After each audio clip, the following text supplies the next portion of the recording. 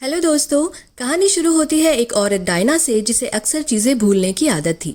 वो अपने घर में बैठी होती है, तभी उसे अपने एसी डक्ट में से कुछ आवाज़ सुनाई देती है। तो उसने जल्दी ही एनिमल डिपार्टमेंट को कॉल करके आने को कहा। उसका फ़ोन कनेक्ट होता है जॉन नाम के एक आदमी से और वो उसके घर पहुंच जाता है। वो उस बूढ़ी औरत से कहता है कि थोड़ी देर पहले उसके डिपार्टमेंट के कुछ और आदमी यहाँ आए थे और अभी तक वो लोग वापस नहीं लौटे हैं। पर डायना को कुछ भी याद नहीं था। अब जॉन अंदर आके उसके घर की जांच करने लगता है। तभी उसे एसी डक्ट में से खून बहता दिखाई देता है। वो वापस जाकर देखता है तो डर जाता है, क्योंकि वहाँ उसके साथी की ही डेड बॉडी पड़ी हुई थी। इससे पहले कि वो वहाँ से भाग पाता, किसी ने उसे भी अंदर खींच लिया। अब डायना फिर से ये सब भूल जाती है और एसी में फिर से आवाज़ सुनाई देने पर वो फिर से फ़ोन लगाने लगती है। अब 4 दिन पहले की कहानी बताई जाती है, जहाँ एक आग का गोला आसमान से आकर इस घर पर गिर जाता है और उस वजह से यहाँ एक मकड़ी का जन्म होता है। ये घर डायना की बहन गंटर का था और डायना की ग्रैंड डॉटर मैरी गंटर के घर में चुपके से कुछ सामान चुराने आ जाती है। अब उस जगह से उस बच्ची की नज़र उस मकड़ी पर पड़ती है तो वो उसे एक डब्बे में बंद करके अपने घर ले आती है। तभी मैरी का स्टेप फादर ईथन वहाँ आकर उसे समझाता है कि चोरी करना अच्छी बात नहीं होती, पर मैरी उसे पसंद नहीं करती थी, इसलिए वह उसे ठीक से कोई जवाब नहीं देती। अब मैरी की माँ अपने बच्चे को ईथन के पास छोड़कर बाहर किसी काम से चली जाती है। अब मैरी एक कॉकरोच उठाती है और मकड़ी के डब्बे में डाल देती है। वो मकड़ी एक ही बार में उस कॉकरोच को खा जाती है। मैरी ये देखकर बड़ी खुश होती है। अब ईथन मैरी के रूम में आता है तो उसे वो अजीब सी मकड़ी दिखाई देती है, पर मैरी आकर उसका ध्यान भटका देती है, क्योंकि उसे वो मकड़ी अच्छी लगने लगी थी।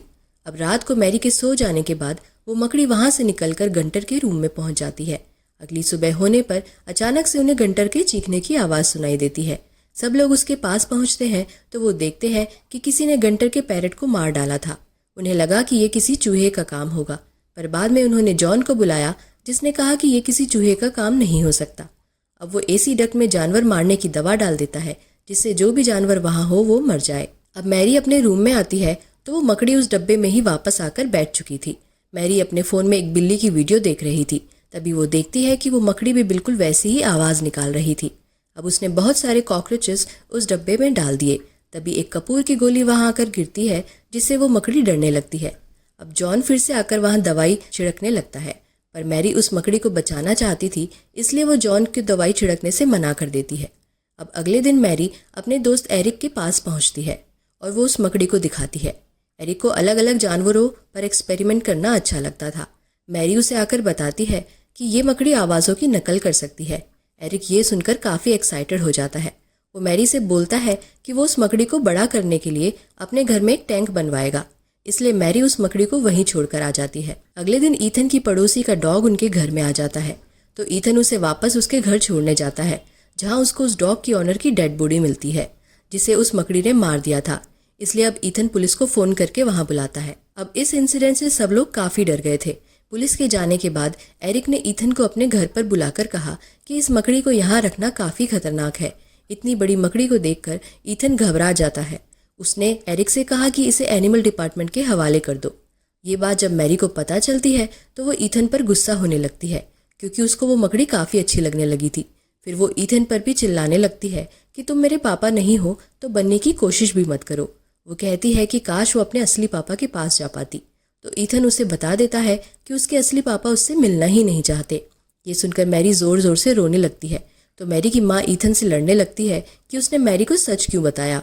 दूसरी तरफ देखते हैं कि एरिक ने उस मकड़ी को एनिमल डिपार्टमेंट को सौंपने की जगह उसके लिए एक बड़ा सा टैंक बनवा दिया था, ताकि वो उस मकड़ी में कितनी शक्तियाँ हैं ये देख सके। अब वो मकड़ी इतनी बड़ी हो चुकी थी कि वो उस टैंक में भी नहीं आ पा रही थी। दूसरी तरफ गंटर अपनी बिल्ली को ढूंढते ढूंढते उस एसी के डक्ट के पास पहुंच जाती है। उसे उसमें से आवाज़ सुनाई देती है तो वो अपनी बिल्ली को ढूंढने उसके अंदर घुस जाती है। दूसरी तरफ ईथन और उसकी वाइफ का झगड़ा हो रहा था और मैरी अपने छोटे भाई को लेकर अंदर चली जाती है। तभी हम देखते हैं कि वो मकड़ी अचानक से उन पर हमला कर देती है और दोनों को उस डक्ट के अंदर खींच ले जाती है। इधर मैरी ने हेडफोन्स लगाए हुए थे तो उसे कुछ पता नहीं चलता। तभी उसे अपने डॉग की भौंकने की आवाज़ सुनाई देती है और फिर वो बाहर आकर देखती है कि किसी ने उस डॉग को भी एसी डक्ट के अंदर खींच लिया था और फिर उसे चारों तरफ खून ही खून दिखाई देता है।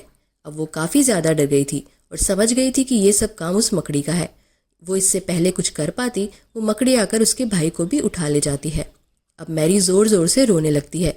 तभी उसे याद आता है कि वो मकड़ी कपूर की गोलियों से डरती है, इसलिए उसने खूब सारी कपूर की गोलियां लेकर उसका एक स्प्रे बनाया और फिर उस मकड़ी को ढूंढने निकल गई। वो एरिक के घर में पहुंचती है तो देखती है कि एरिक बुरी तरह से मकड़ी के जालों में फंसकर मर चुका है। अब वो अपनी दादी डायना को देखती है जो कि बिल्कुल ठीक थी। दरअसल डायना हमेशा अपनी पॉकेट में कपूर की गोलियां रखा करती थी, इसलिए उस मकड़ी ने अभी तक डायना को कुछ नहीं किया था। अब मैरी ने डायना को पुलिस को यहाँ बुलाने को कहा। तब तक वो कपूर की गोलियों से और भी स्प्रे तैयार करने लगी और फिर अपने ऊपर भी उसने वो पानी छिड़क लिया और फिर वो उस मकड़ी को ढूंढने लग जाती है। अब वो उस एसी डक्ट में घुसती है तो उसे ईथन के चिल्लाने की आवाज़ सुनाई देती है जो कि मकड़ी के जालों में फंसा हुआ था। फिर वो उसे वहाँ से निकाल देती है, पर तभी वो डक्ट टूट जाता है और फिर वो बिल्डिंग की बेसमेंट में जाकर गिर जाते हैं। तभी वो मकड़ी वहाँ भी पहुँच जाती है और अब जैसे ही वो मैरी पर हमला करने लगती है तभी ईथन वो स्प्रे उस पर छिड़क देता है, जिससे वो मकड़ी वहाँ से भाग जाती है। पर अब वो बेसमेंट में फंस चुके थे। अब मैरी रोने लगती है कि ये सब उसकी वजह से हो रहा है, पर ईथन उसे संभाल लेता है। दूसरी तरफ डायना ने आवाज़ सुनाई देने पर एनिमल डिपार्टमेंट को फ़ोन करके यहाँ बुला लिया था और ये प्रेजेंट डे था जहाँ जॉन यहाँ पर आता है और उस पर भी मकड़ी ने हमला कर दिया था। जब मकड़ी उसे अंदर खींचती है तो जॉन भी इसी बेसमेंट में आकर गिर जाता है और फिर वो मैरी पर चिल्लाने लगता है कि ये सब उसकी वजह से हो रहा है। मैरी उसे बताती है कि उस स्प्रे से वो लोग उस मकड़ी से बच सकते हैं। तभी वो मकड़ी फिर से उनके पास आ जाती है तो जॉन अपनी गन से उसके ऊपर हमला कर देता है। अब उस गन से वहाँ लगे पानी के पाइप में होल हो जाता है और उन पर पानी गिरने लगता है, जिससे उनके ऊपर लगा हुआ स्प्रे भी धुल जाता है। मौका देखते ही वो मकड़ी वहाँ फिर से अंदर आती है और वो जॉन को मार देती है। तभी मैरी और ईथन वहाँ से बचकर छुप जाते हैं, जहाँ एक बड़े डस्टबिन में ईथन को अपनी वाइफ और बेटा भी मिल जाते हैं, तो वो उन्हें भी वहाँ से बचा लेते हैं। अब पूरा परिवार एक जगह हो जाता है। अब वो मकड़ी फिर से उन पर आकर हमला करने की कोशिश करती है।